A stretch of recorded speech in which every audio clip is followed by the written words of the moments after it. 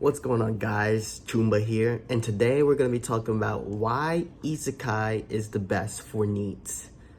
There are different types of Isekais. We got Transmigrate, we got Displacement, Summons, Reincarnate, which is the staple for Isekais, and Regressions. Now, Regressions aren't really Isekai, but considering that they happen in the future and then you get sent back into the past, I would consider it an isekai. That's just my personal opinion, really. Now, isekais tend to happen when a pivotal moment happens in the person's life. But for NEETs, that usually happens after death. Now, the reason why I'm saying that it happens after death is because, let's face it, NEETs don't have the best outlook on life. So they usually get run over by truck-kun, hit by a train, overdose, falling from a giant story building, and numerous other things that end up getting the character isekai'd. Now, I don't know too much about different types of isekais. Well, no, that's a lie. I actually know a lot about isekais. I'm kind of one of the isekai guys to go to. But what I'm talking about is the types of isekais that I listed already, which is the Transmigrate and Displacement. Now, I think Transmigration isekais have to do with going into another person's body. I think so. I think it has to do with a soul being into another person's body that originally died or maybe got isekai themselves to a different location. So I think that's what transmigration is in isekai. Displacement is literally like I don't know, like a person getting displaced into an isekai world. Like they're literally getting forced or taken away from where they originally were, and then they get isekai'd into the area they are now. It has nothing to do with death or having their soul get sucked into another person's body or something like that. It literally means that the one person is going from one place to another. Like, think of the back rooms. The back rooms is a perfect... Now, I'm not saying that the back rooms is an isekai.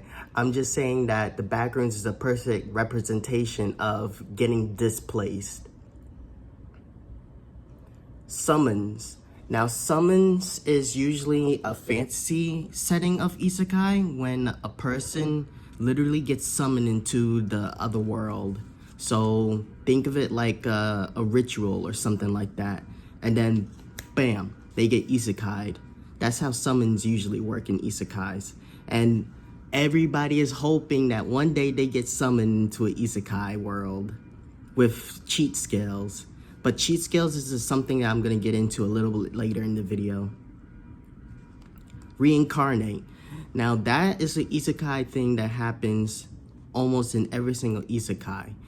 And once again, we have to introduce truck-kun again, the main protagonist that makes all the protagonists get isekai'd into another world. Most isekais anyways. Now, regression isn't really an isekai, but like I said, I want to talk about it a bit here too. So regression is when the person from the future gets sent back in time to a certain point or degree where they have and retain all their memories.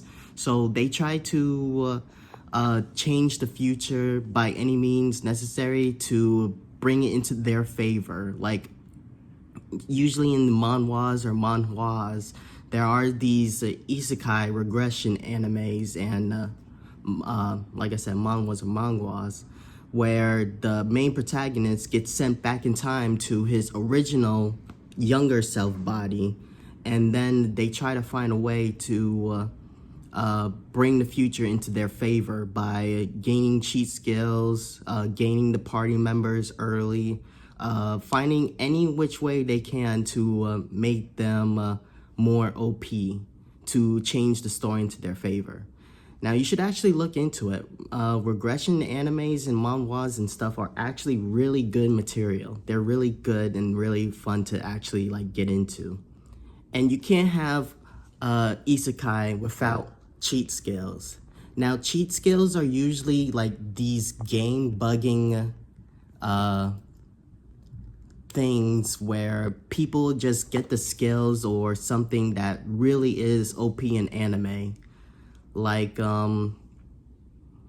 gaining a party member, or gaining a certain type of ability that other people can't have, or just being OP in whatever you do, or having a high luck stat, or having a high wisdom stat. There's many ways a person can have a cheat skill, and if I was an isekai protagonist, my cheat skill would be wisdom. That way I would have every single knowledge of every single thing that I'm doing, of the world that surrounds. And don't knock wisdom. Trust me, wisdom is actually a really good skill to have. Now, the relatability of the character. So these are your black-haired, silver-eyed protagonists. They have no outmarking details about their character. They're kind of blank slates for you and me to self-insert our beliefs into and stuff. They're not really that good a character. There are some outliers like Overlord and Jobless Reincarnation that really tells good stories on these characters and puts them uniquely on their own pedestal. But the relatability of the character doesn't make or break the isekai anime, because they're supposed to be bland so we can self-insert ourselves into them.